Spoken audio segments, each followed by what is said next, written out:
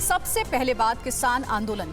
आज किसान आंदोलन को लेकर संयुक्त मोर्चा की बड़ी बैठक है। फैसले पर सबकी निगाहें टिकी हुई हैं। कल हरियाणा के सीएम मनोहर लाल खट्टर के साथ किसानों की बैठक बेनतीजा रही। यूपी के डिप्टी सीएम केशव प्रसाद मौर्य के किस बयान पर मचा हुआ है सियासी हंगामा, और समाजवादी पार्टी के अध्यक्ष अखिलेश यादव ने योगी सरकार पर क्या आरोप लगाया है।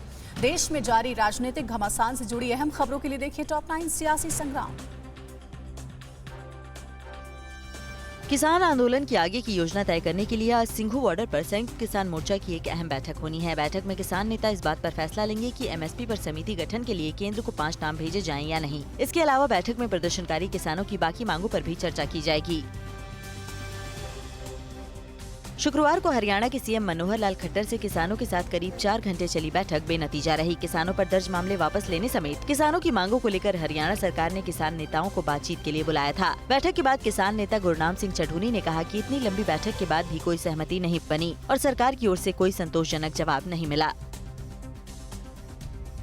केंद्रीय कृषि मंत्री नरेंद्र तोमर ने कांग्रेस नेता राहुल गांधी के बयान पर जवाब देते हुए कहा कि उनके बयान पर कांग्रेस कार्यकर्ता भी भरोसा नहीं करते, तो भला वो क्या जवाब दें। इससे पहले कांग्रेस सांसद राहुल गांधी ने किसानों के बहाने केंद्र पर निशाना साधते हुए कहा कि पूंजीपतियों को देने के लिए सरकार के पास पैसे हैं, लेकिन किसानों के लिए सरकार के पास फंड नहीं है।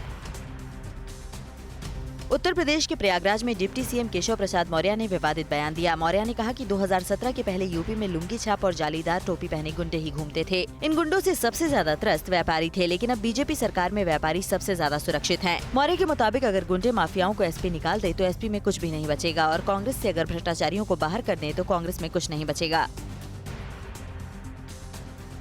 वाईएसआर कांग्रेस के सांसद मरगनी भरत ने एंटी ड्रोन सिस्टम पर सरकार से सवाल पूछा कि क्या भारत के पास ड्रोन के हमलों का मुकाबला करने के लिए एंटी ड्रोन सिस्टम नहीं है। अगर ये सच है तो इसके पीछे क्या वजह है। सरकार के पास उन देशों का क्या ब्यौरा है जिनके पास दुनिया की सर्वश्रेष्ठ एंटी ड्रोन सिस्टम है, और क्या सरकार के पास हमारे रक्षा ठिकानों, रक्षा प्रतिष्ठानों की सुरक्षा के लिए एंटी ड्रोन सिस्टम हासिल करने का कोई प्रस्ताव है।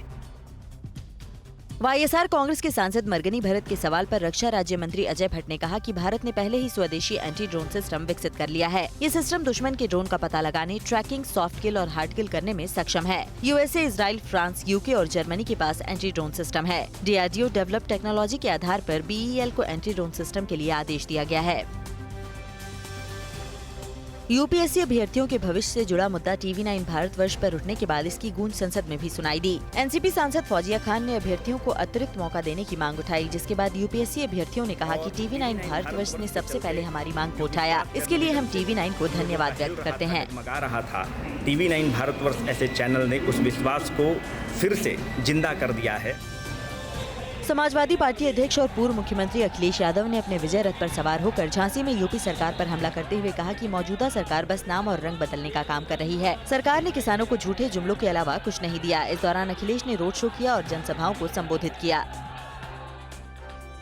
यूपी विधानसभा चुनाव 2022 से पहले सुहेलदेव भारतीय समाज पार्टी के अध्यक्ष ओम प्रकाश राजभर ने सीएम योगी आदित्यनाथ के नाथ संप्रदाय पर हमला किया और कहा कि नाथ संप्रदाय का ब्राह्मण विरोध का इतिहास रहा है, इसीलिए सीएम योगी ब्राह्मणों पर अत्याचार करते हैं। इसके अलावा उन्होंने दावा किया कि 22 नवंबर को बीजेपी के 1.5 दर्जन मंत्री एसपी गठबंधन में शामिल होने वाले थे, लेकिन अब ये आयोजन आचार संहिता तक टाल दिया गया है। अड़ी सोमवार से शुक्रवार शाम 6 बजे सिर्फ टीवी9 भारतवर्ष पर।